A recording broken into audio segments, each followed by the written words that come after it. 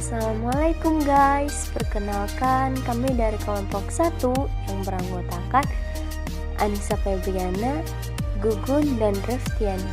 Pada kali ini kami akan memberikan video edukasi tentang urolithiasis.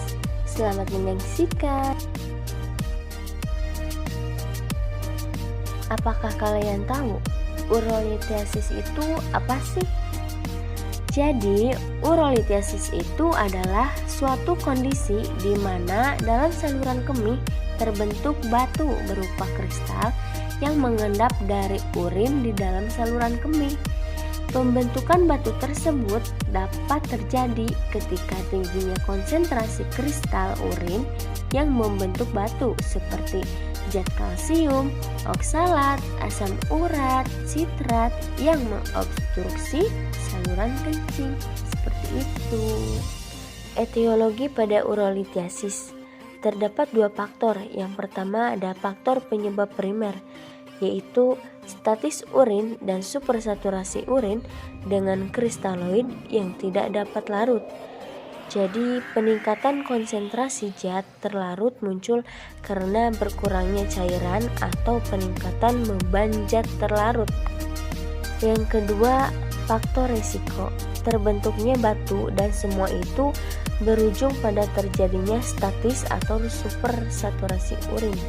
Beberapa risiko tersebut adalah yang pertama, imobilitas dan gaya hidup sedentari yang menyebabkan statis. 2. Dehidrasi yang menyebabkan terjadinya supersaturasi. 3. Riwayat kencing batu sebelumnya. 4. Diet tinggi purin, oksalat, suplemen kalsium. 5. Pemakaian kateter jangka panjang. 6. Penyakit kandung kemih neurogenik. Patofisiologinya, banyak faktor yang menyebabkan berkurangnya aliran urin dan menyebabkan obstruksi. Salah satunya adalah menurunnya volume urin akibat dehidrasi serta ketidakadekuatan intake cairan. Hal ini dapat meningkatkan risiko terjadinya urolithiasis. Penata laksanaan pada urolithiasis. Yang pertama, penata laksanaan awal kondisi akut seperti memberikan obat antiinflamasi non-steroid, berikan terapi antimietik dan rehidrasi jika diperlukan. Yang kedua ada merawat pasien di rumah. Dan yang ketiga ada pembedahan. Yang terakhir ada komplikasi pada urolithiasis. Yang pertama ada penyumbatan total aliran urin dari ginjal, menurun laju filtrasi glomerulus, dan jika bertahan lebih dari 48 jam dapat menyebabkan kerusakan ginjal permanen. 2. Jika batu ureter menyebabkan gejala setelah 4 minggu, ada 20% risiko komplikasi termasuk kerusakan fungsi ginjal, sepsis, dan struktur ureter. 3. Infeksi yang dapat mengancam nyawa. 4. Obstruksi yang menetap menjadi faktor predisposisi pielonefritis. Terima kasih.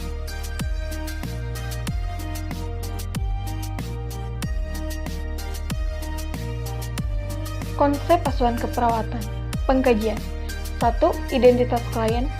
Mengkaji identitas klien dengan format nama, umur, jenis kelamin, agama, status, suku bangsa, pendidikan, pekerjaan, alamat, diagnosa, dan tanggal pengkajian. Nomor 2 ada diagnosa keperawatan. A. Gangguan eliminasi urin berhubungan dengan sumbatan aliran urin oleh batu yang ditandai dengan adanya pengungkapan kesulitan untuk berkemih secara verbal. Selanjutnya ada implementasi keperawatan, yang intervensi harus dilakukan dengan cermat dan efisien. Pada situasi yang tepat, keamanan fisik dan psikologis dilindungi oleh dokumentasi keperawatan berupa pencatatan dan pelaporan. Lalu yang terakhir ada evaluasi, yaitu pasien mampu berkemih dengan jumlah yang normal dan pada pola biasanya. Pathway urolithiasis. Yang pertama, faktor intrinsik yaitu umur, herediter, jenis kelamin, gangguan metabolik. Yang kedua ada faktor ekstrinsik, asupan air, diet, iklim, temperatur, pekerjaan, istirahat, dan geografi. Kedua faktor tersebut akan menyebabkan pengendapan garam mineral, presipitasi kristal, membentuk inti batu, menarik inhibitor menjadi kristal lebih besar, agregat kristal menempel pada epitel saluran kemih, membentuk retensi kristal, inhibitor di endapan pada agregat, membentuk batu yang cukup besar untuk menyumbat saluran kemih, dan terjadilah urolithiasis.